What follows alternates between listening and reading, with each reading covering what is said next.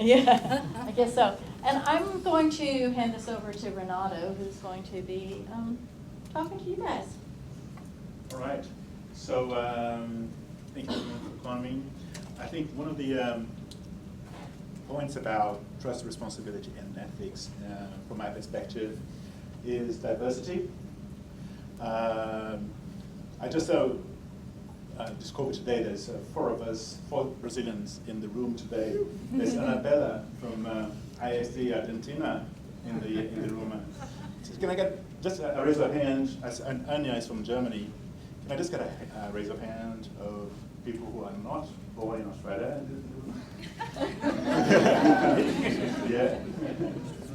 That's great.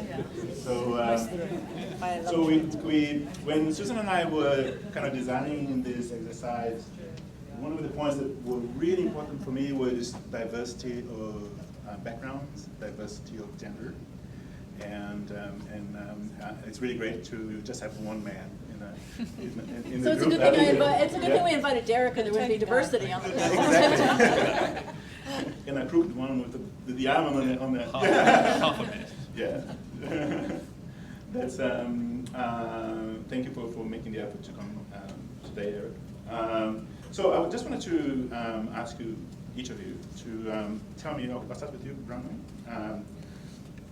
Tell us a little bit about yourself and what was about the topic that made you accept the invitation tonight. Hello. Hello. Oh, This one here is where. Hi everyone.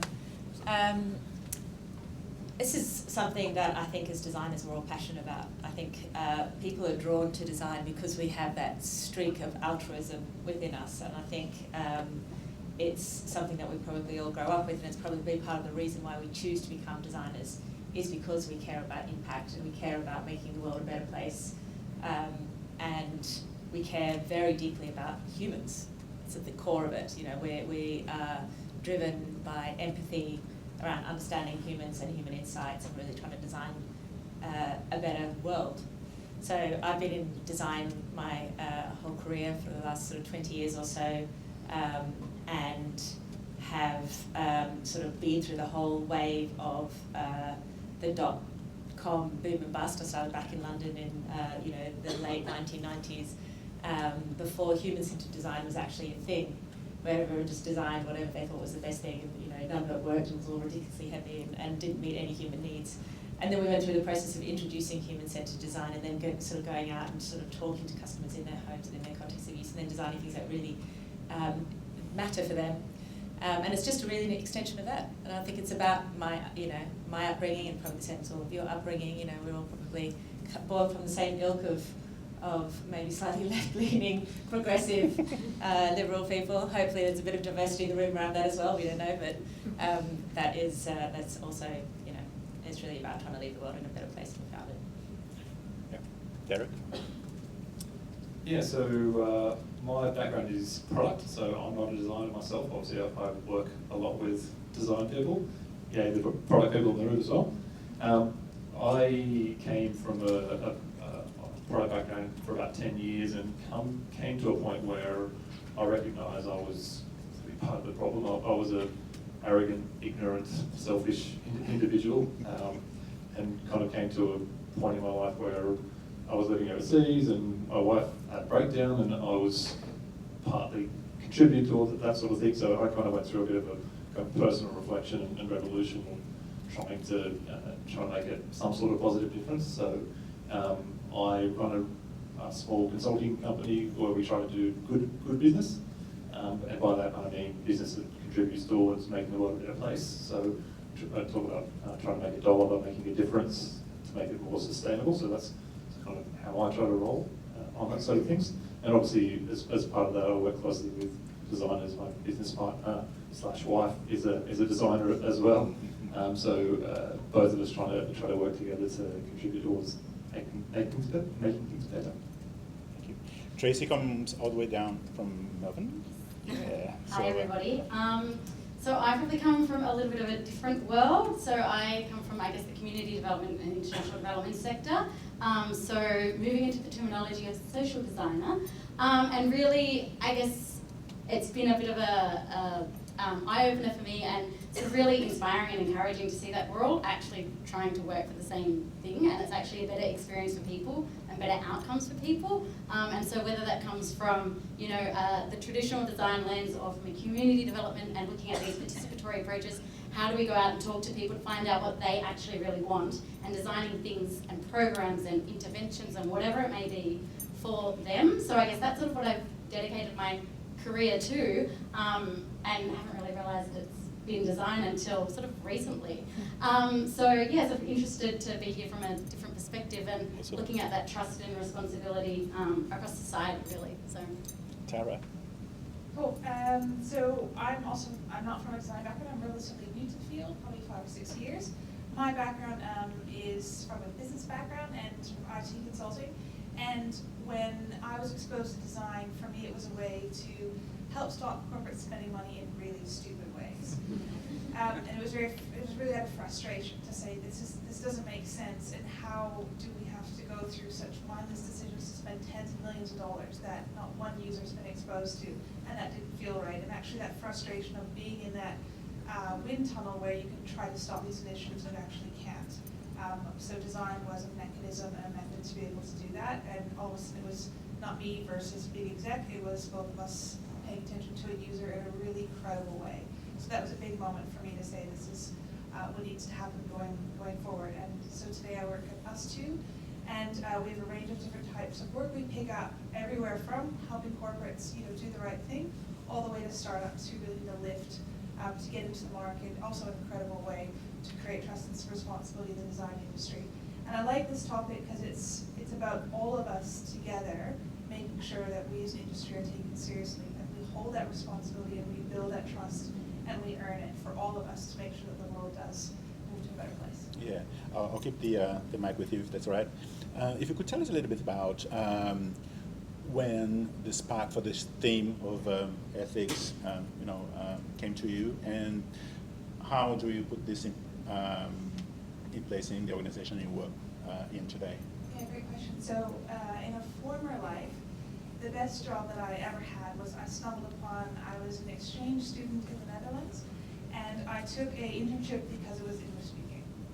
No other reason. I spent 4 months living in Europe, working at this great think tank, and my title was Sustainability Analyst. Okay. And so it was an investment company that said, we're not going to look at financial returns and then if it does good, we're actually going to look at whether we do good first and then if it's financially viable.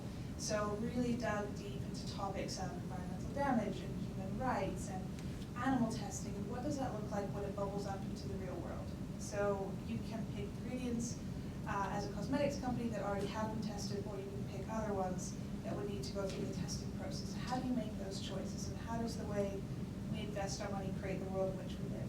So that eye-opening of what ethics really means, from like I believe in that, to how you spend all your everyday money and choices with brands, really had a big impact on me. So I left that role, and I probably mourned it for 4 years. I was like, why did I leave this amazing job where everything was perfect, and we were in this, utopia where everyone, made the right decisions. So that was where the spark came for me. And so when design came later in my career, it was closing that loop and coming back. What was the second part of the question? So what kinds of things you're doing in your organization to support that? Sure. So I think the funnel or the pipeline of projects you take on as an organization is really important. Yeah. How do you seek the right work?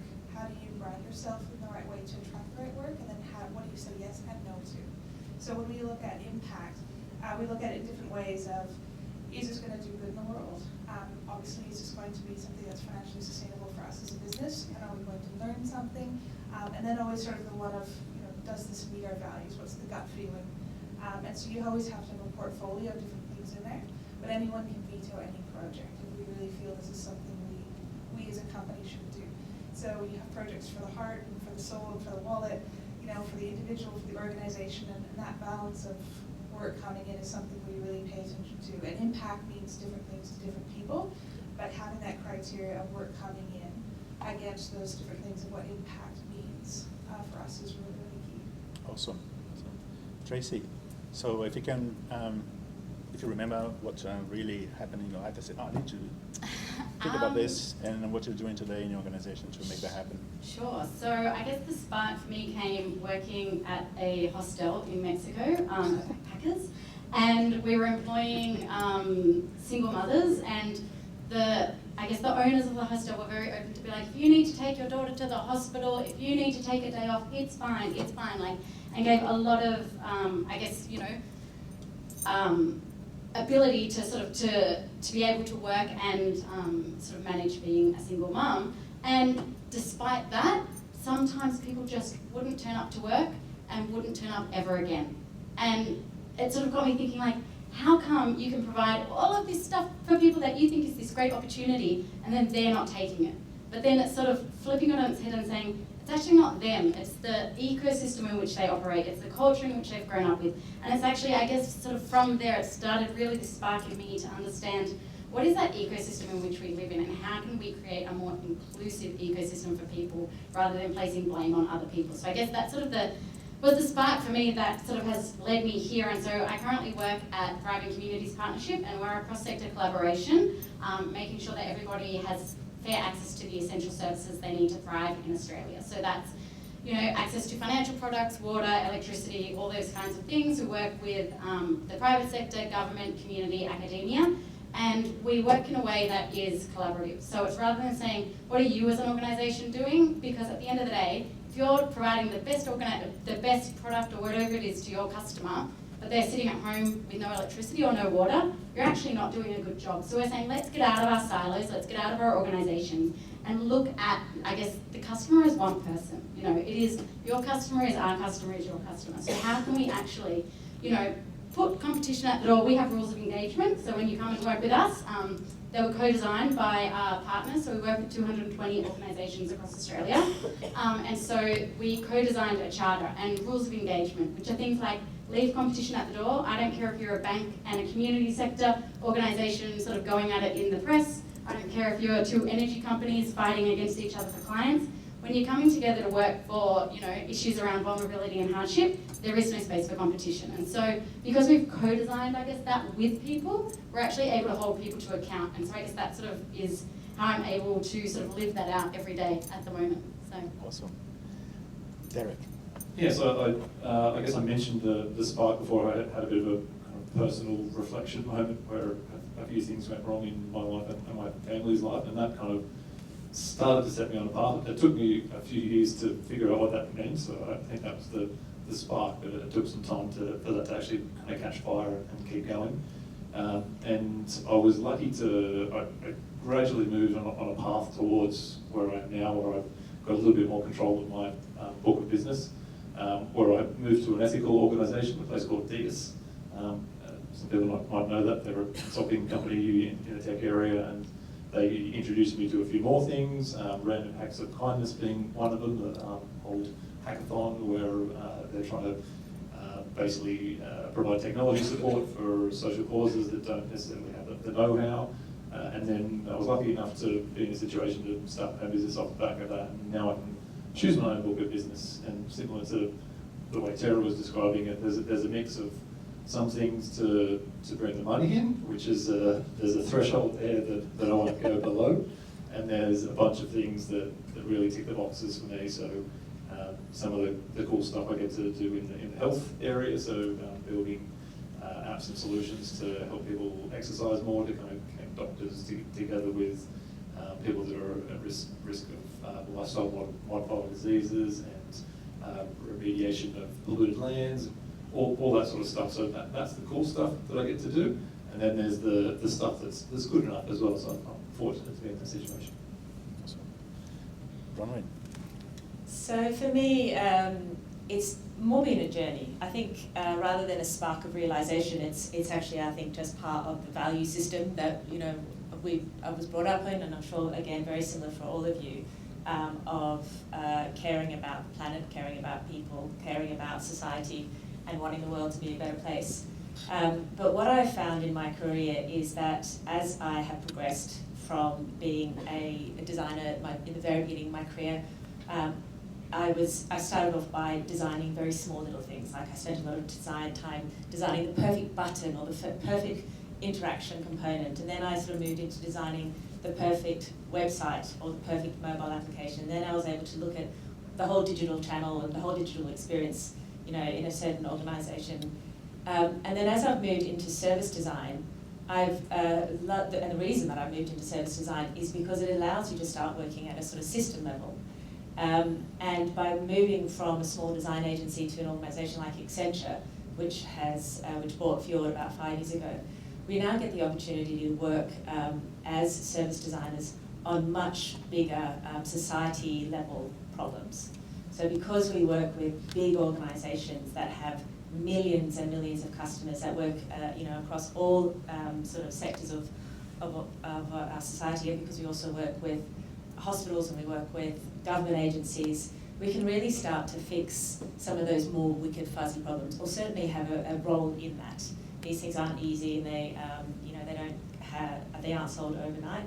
But by taking a human-centered, collaborative, design-led process to try to solve some of these really intractable problems, the place in which I find myself now gives me the opportunity to do that.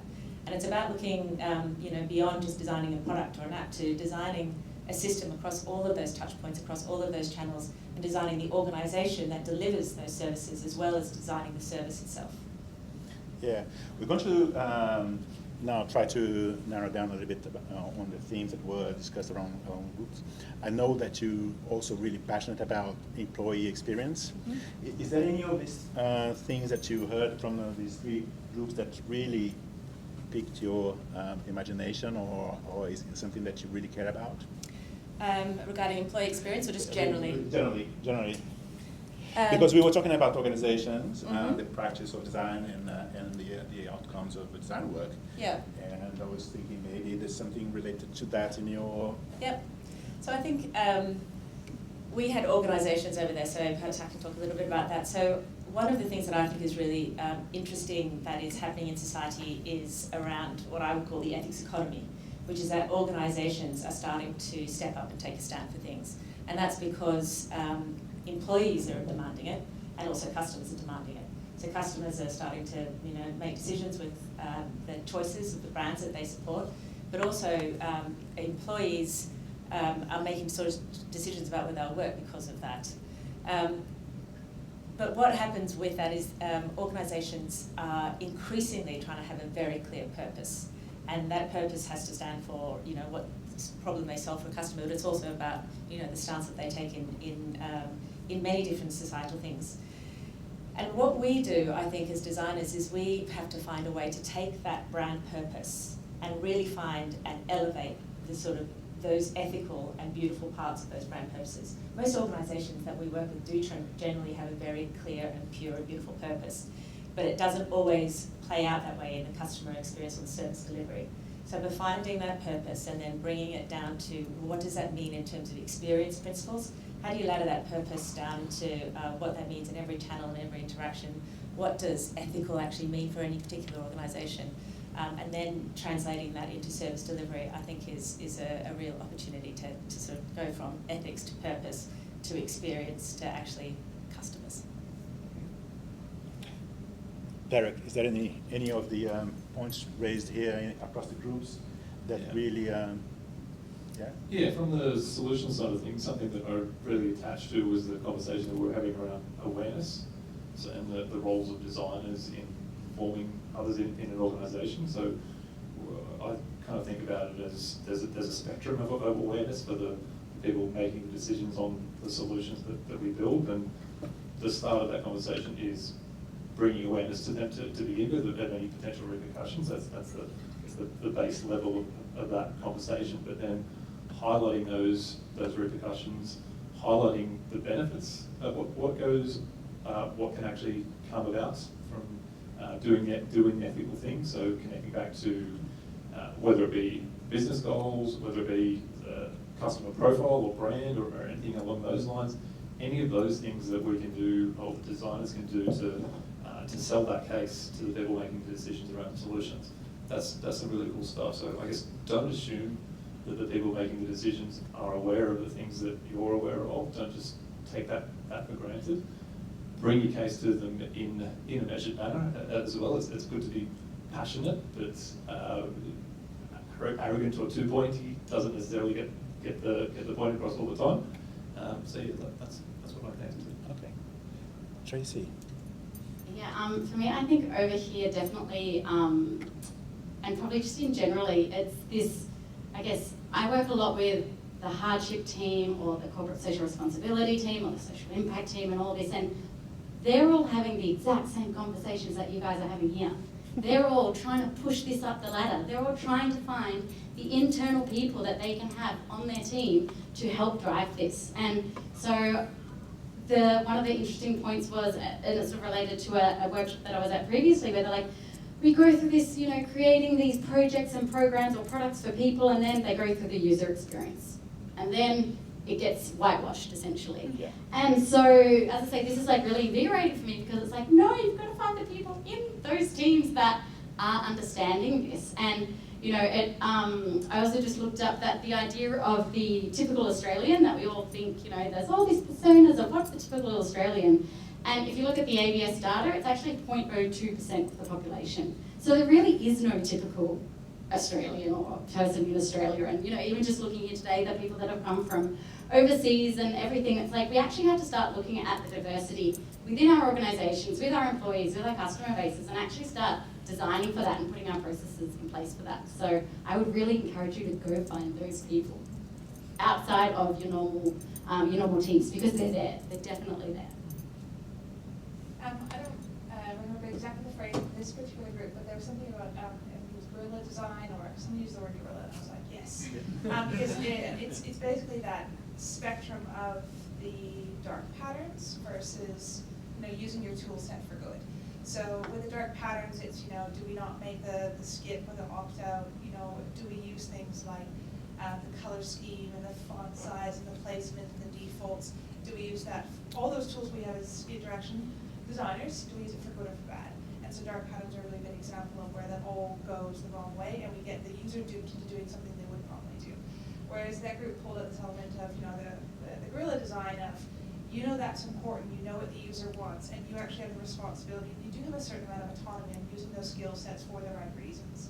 And then you also have this responsibility to be credible and to communicate why that's important for users, to have that conversation, particularly if you're more of a design leader with a client or taking a brief or working on a project, about why honoring the user and the job they have to be done is good for business rather than trying to do them into something else. And I think it's a conversation we can all have, because it's an emotional thing. Like, I've signed up for a service that was a free trial and I had to put my credit card details in. And I was super frustrated when it ticked over because I didn't opt out after 14 days, which was just rubbish. So we all know what that feels like, but we have that opportunity to bring those things to the fore, or to build them in as the default, and then in the sign-off process if someone asks, rather than take a pattern and just applying it because it works for business goals. I think that's just a massive call-out for all of us. Yeah, so the majority of us here are in the design space, but many aren't. Can you please just tell them what a dark pattern is? Yeah, so it's an example is like where say you've used color and boldness and highlight to do an option of the express delivery versus the free delivery, where the box is already ticked to default to sign you up for promotion materials, where you have to give credit card details for a free trial. It's basically whenever you use all those different interaction mechanisms and you design it so that the default is getting the user to do something that they wouldn't normally do. So it's giving up privacy, security information. It's going through your email contacts to sign up others for something in order to get something done, and not giving the user an obvious default way to go about doing something in the way that they want to happen. So there's a lot of articles and examples about it, but I think everyone in the room, when I describe this example, has been like, yeah, that's happened to me. So when you have that moment of like, I wouldn't want to be the user, and what I'm designing, that's a big alarm bell. All right, Susan, did you want to ask any questions? Oh, sure. I have lots of questions. This is working. I guess I would be really curious about, sort of, because we were talking about process. This is not working. We were talking about processes and things like that, particularly in this group. I'd just be curious, like, tell us about, like, what you would say an ideal process would be for designing something. I'd be curious, and I'm particularly curious because we have different perspectives here from the ways that you operate, the kinds of organizations, the kinds of projects that you have. And for Tracy, coming from a different world altogether, I'd just love to hear about the processes and sort of what you think are some good practices, because we spent a lot of time bitching and moaning tonight, and I'd like to hear about some good things. Sure. I think it also depends where you are in the design process. So are you up in sort of strategic design? Are you doing generative research? Are you doing validation? Are you helping scale something and how it's marketed and how it's portrayed? So I think that really informs as well some of the things that you're doing.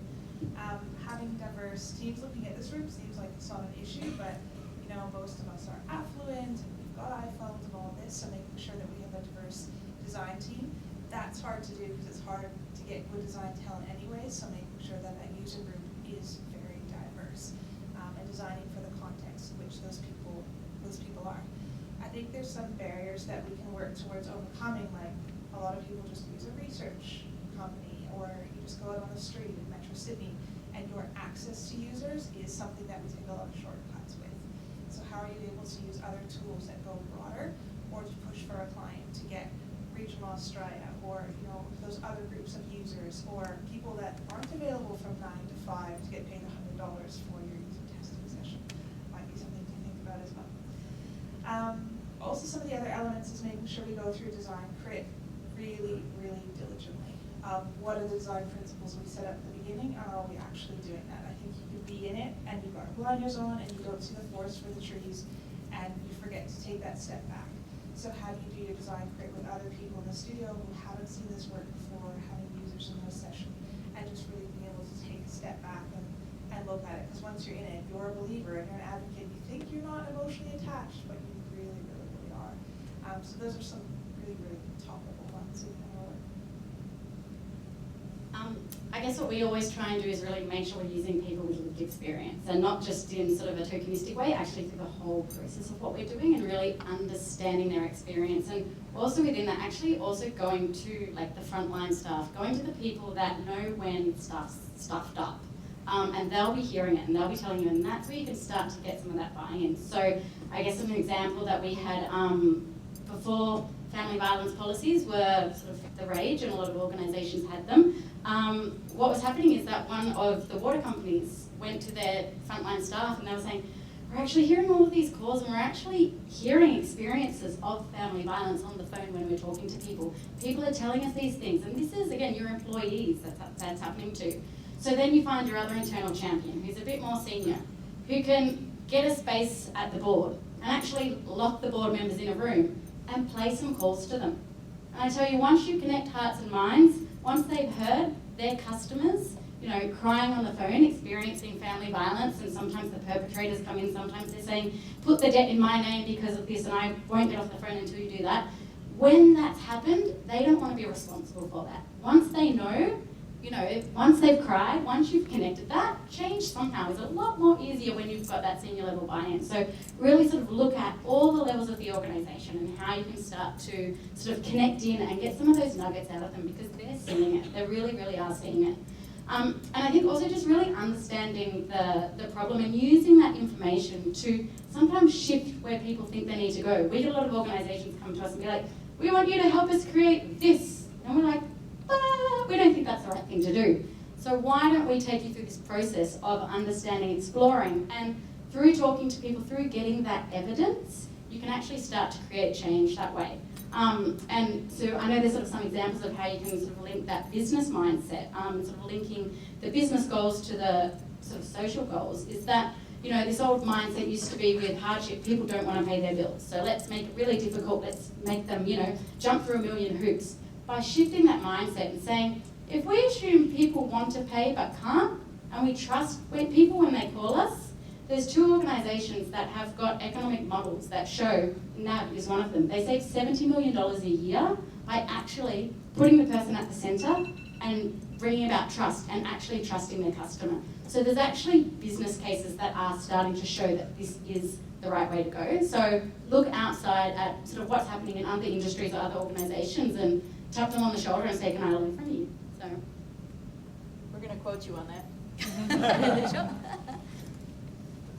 Another thing maybe to add to that is hopefully with design we're starting with the end in mind and kind of working backwards and figuring out how we get to that point in time. But something that gets forgotten is the length of time as well. So we don't necessarily start with the end single point in time. Look at tenure over a period of time. So if we're building something that's going to be used in 6 months when it's delivered, don't just think about day one when it's delivered. Think about the stream of impact after that. So as in, it might be, you might get more impact by doing something that's going to last for longer. Maybe it reaches a bigger audience, maybe it caters for different individuals, maybe it hits an area that you haven't actually thought about. So just think about tenure and time beyond your launch date, target date, or whatever that date may be. So in terms of a process, I agree with you, Tracy, that really understanding the end user and doing that ethnographic research and going out and talking to people and then using those stories to elevate the end user is really important. I think that's probably one of the most critical things, the collaboration and inclusive design in terms of making sure that you have lots of different people collectively trying to solve the challenge. But I do think that we probably need to start creating actual techniques around ethics. So for example, having a dedicated workshop at some point in your design process, once you've got all your research through, just to actually talk about what are the ethics that we're exploring in this particular design space. What are the unintended consequences? You know, to create some workshop activities to actually explore what's the very worst thing that could happen if we put this product out to market.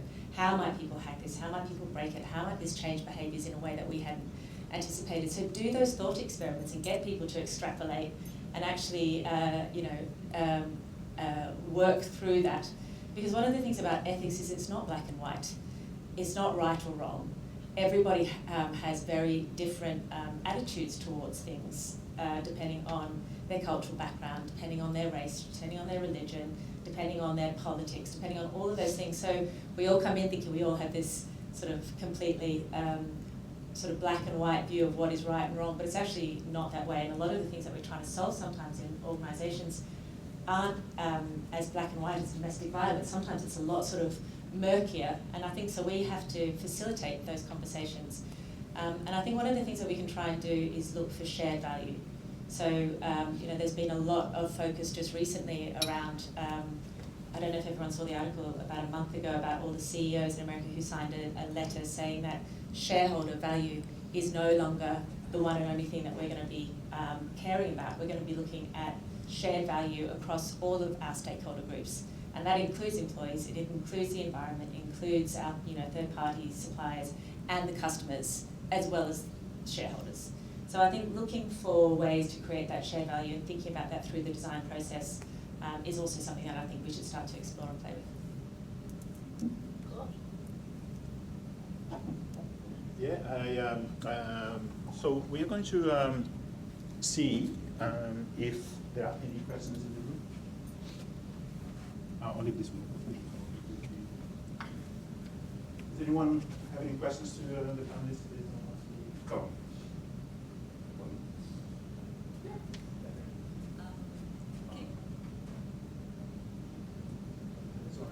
Joe. I can talk very loudly. Continuing on what Bronwyn was talking about, shared value, I think it's really important, and I know that TCP does a lot of work in this, and was wondering, Tracy, if you could share some insights around how you guys broker that and the value discussion. Yeah, sure. So TCP is set up on the foundations of partnership brokering. So if you've never heard of the Partnership Brokering Association, I recommend having a look at it. It's actually an association that's built on sort of 20 years of looking at what better practice is in cross-collaboration partnerships, sort of in international development. And it's things around, based on principles of diversity, based on principles on mutual benefit, so looking for that shared value where there is mutual benefit. Looking at things like courage, now I've got to remember them, courage, diversity, I think I mentioned that one, I can't remember the others. There's a few others, but anyway, our organisation is based on those principles, And then there's sort of those demonstrations in action. So one of them is equity. So whether you've got, we work with your big banks and your energy corporations and all this kind of stuff. We've got millions of dollars and they pay to be a part and sort of support our membership. And then we've also got not-for-profits. And so we don't charge them. They come along, they provide their insight, but we don't charge them to be a part, and they also have an equal voice. And we do things like, when we use lived experience, you know what? You're going to pay your EYs or your Deloittes or someone thousands of dollars to do a piece of work for you. Pay the people coming in and giving you that real world experience. Pay your customers or your people with lived experience, your consultants, your advocates, whoever they are, and even your community organisations, because they run on the smell of an oily rag, and they're going to give you a lot of insight that you can't do. So it's actually sort of, I guess, again, a bit of that gut feel of we're establishing, what is right for our organisation and really holding true to them, but actually also making sure that everybody else is on board with that. So co-collaboration, co-design, and really holding true to that, I think, is what sort of we do. But really the Partnership Brokering Association does really set up some sort of basic principles around that, and you kind of meet people that have done that course and that kind of thing. It's kind of, you'll know how you operate, and it's a different way of looking and going into problems, of going into it to go, some of this might be difficult, but we're going to push through because we actually think this is for a better outcome. Any other questions in the room? Yeah. So most of the time, ethics are there to back people's what they want, right? And then there are situations where ethics and people and people's needs come to a head. And so how do you balance that? Taking into consideration people's needs, and then ethically what might actually be better for the larger group of people. Anyone passionate about this question? Passionate, I don't know if I've got an answer. I'm trying to think of an example.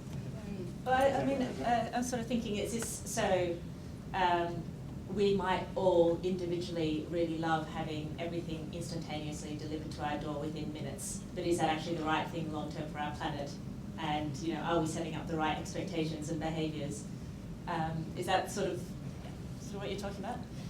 Yeah, I think that gets to the heart of exactly what we're here tonight to discuss. I don't think there is an easy solution. I think it's all the things that we've just been talking about, which is balancing out the shared value, considering the unintended consequences, making sure that we're having those conversations, looking at the impact on the environment as well as the bottom line of that organisation. But how you broker those conversations within hierarchical, complex organisations where profit motive is, and customer reach is normally very high on the agenda, is kind of, I think, the role of everyone in this room to be the change and to try and broker those conversations. One thing I would add to that is you have sort of informed choice. So working in creative sustainability analysts, the first step towards making sure that people are making informed choice to avoid unintended consequences is transparency. So if you know that Snapchat every second burns just as much CO2 globally as a car running for 54 years, you might think twice.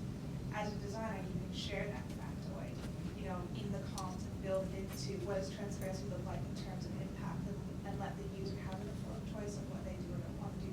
Because you don't know the context in which that's occurring, whether it's someone who does it prolifically or someone who does it as a one-off, or what that looks like. We don't always know the context in which things are being used. Many times we just say blanket, that's bad, but we don't actually know, what does that look like in that context of the choice they're making. Like people say bottled water is bad. Well, there's also people who say, I'm at a Coke machine and I've chosen bottled water instead of Coke, and in that context, that felt like the right decision.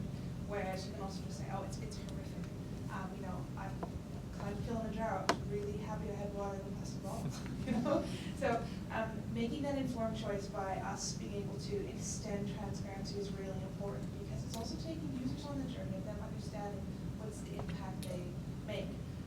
If I don't want to eat meat, that might be my choice, but this might be something very different for someone else. So if they understand the impact of having a steak and what that means, let's help them make that choice. And of course, there's nothing is ever neutral, but I think that transparency element, making us all really informed and aware of what we're doing, is the first step. And that's very easy that all of us can play a role in. So I guess we're going to hone in perhaps the our last questions. I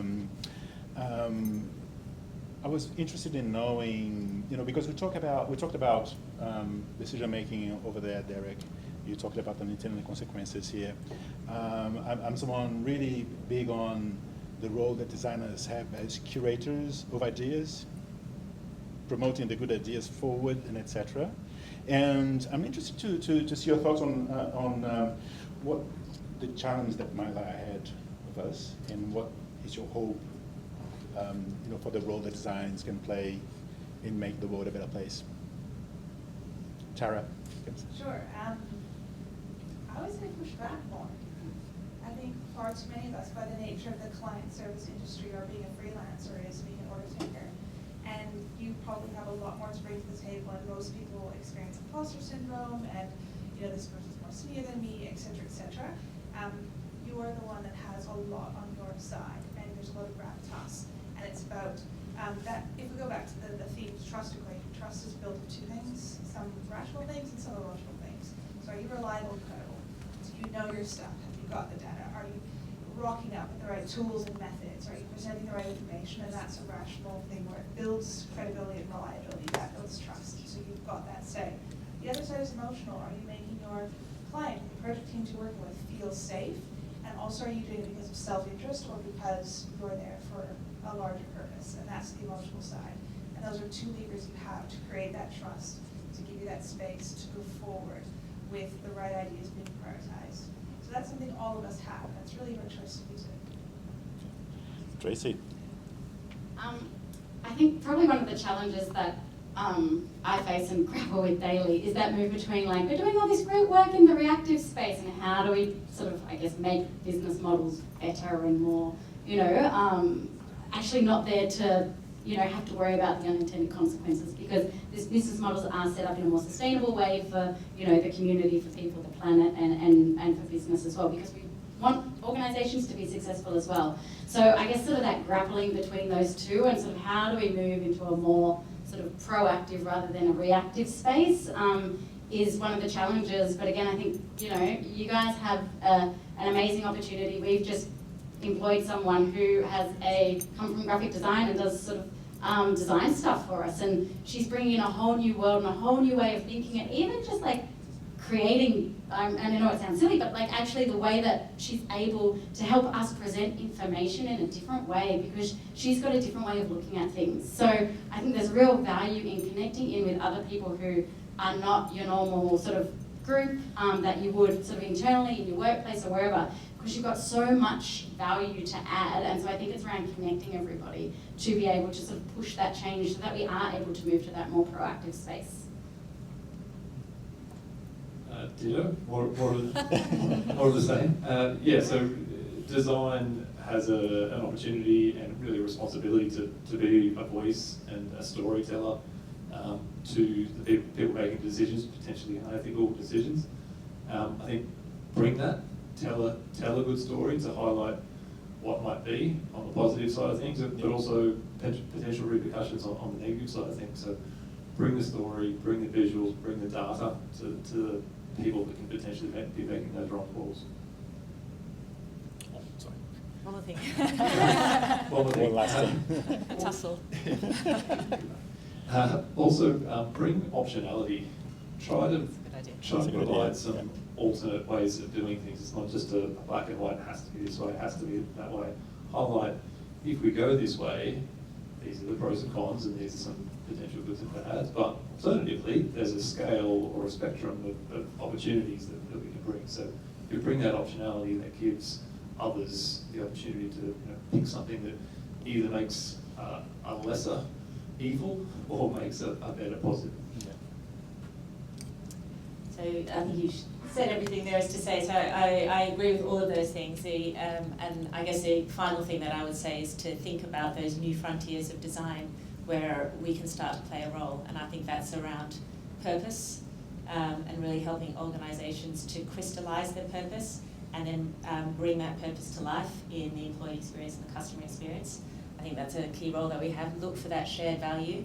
Use our role as designers to create, to provide foresight for our customers by providing that sort of like looking glass into the future and show that these different options and what they all mean, and provide people with that frame of reference to have these ethical conversations.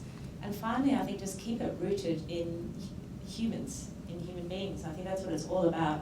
When we're having these ethical dilemmas, it's just like, what's the right thing for us as humans? And that includes what kind of planet do we want to live in, and what kind of world do we want to bequeath to our children, and what kind of legacy do we personally want to have. But, you know, let's just do the right thing by people. Very good. I think the next item in the discussion that is we all start talking at the same time. No? Yeah, that would be great. I think that's a wonderful way to kind of end this discussion. And I want to thank you folks for taking your time to share your insights with us. It's been really great. I think it's been a terrific sort of encapsulation of a lot of the conversations that we've been having, and I love that, you know, think about the next generation thing. We have 2 people here in the process of bringing in the next generation, and I think that's, in case you can't tell, Derek's pregnant too. Apart from his arm being in a sling. Yeah. So I just hope you will join me in thanking our esteemed panelists